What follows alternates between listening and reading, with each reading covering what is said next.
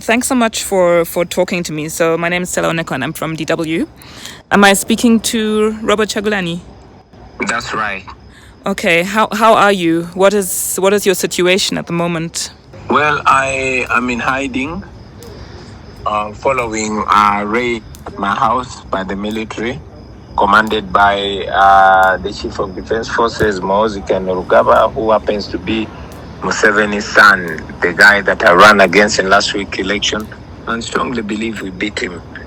But, because there's lawlessness, because the ruling family does what they want, now we got information that they were coming to harm me, and the father went ahead to confirm it, that they were looking for me to harm me, and I had no option but to disappear because I could not get safety from anywhere, not any institution in Uganda. And have you heard from your family? How's your family doing? I've heard from my family. My family are there. Of course, they are not safe. They are surrounded. My wife and my family are under house arrest. Nobody's allowed to get out of the house. Nobody's allowed to come in. They are short of food supplies, but the food supplies that have been delivered to them have been rejected by the army that is there. And that's the situation.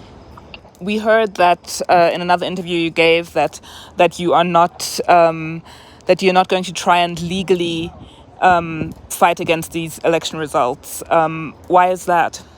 We don't trust the courts in Uganda. The courts in Uganda are all serving the system. They're all serving the regime. Just today, as we speak, a new Chief Justice has just been appointed by Museveni. Today, now he's appointing a new Chief Justice to adjudicate a case where he is petitioned against. And the courts in Uganda have been part of the decay for a long time, to the extent that the recent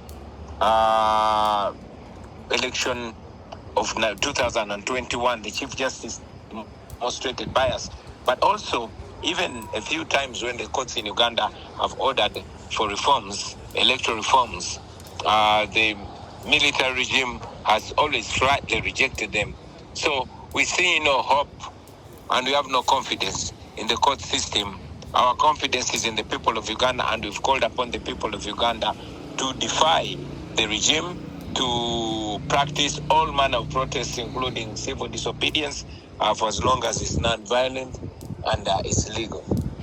I know you can probably not reveal any of your plans because it might not be safe for you. Well, but we made it very clear throughout our campaigns that we are handing over responsibility to every Ugandan. When I was campaigning, I told the people of Uganda not to hold my placard or my portrait, but to hold the national flag, so that each one of us has an equal responsibility in the liberation of this country.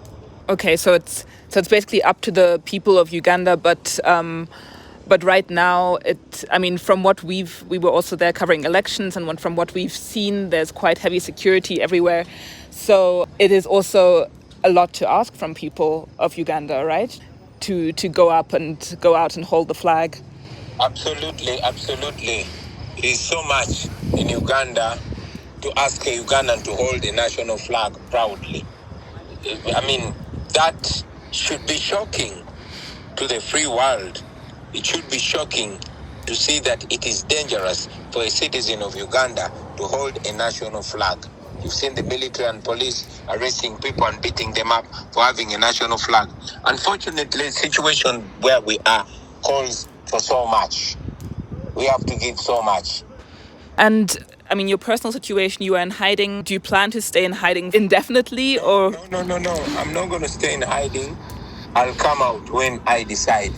I stayed in hiding because if I stayed at my place, I would not be able to do this interview. The internet at my house is jammed and the network is cut off. My wife can only make maybe up to a few calls a day, painstakingly. So I'm out of my home in order to be able to speak to the world and to give guidance where I can give guidance, and also to defy the illegal house arrest to show the regime in Uganda that I can beat them at their game and run away from them, even when they deploy hundreds of military and police officers around my home, but also to show Museveni's son that I am not under his orders. He cannot order me to show up in 2 days, and I will. No, I've not surrendered myself to him, and I will not.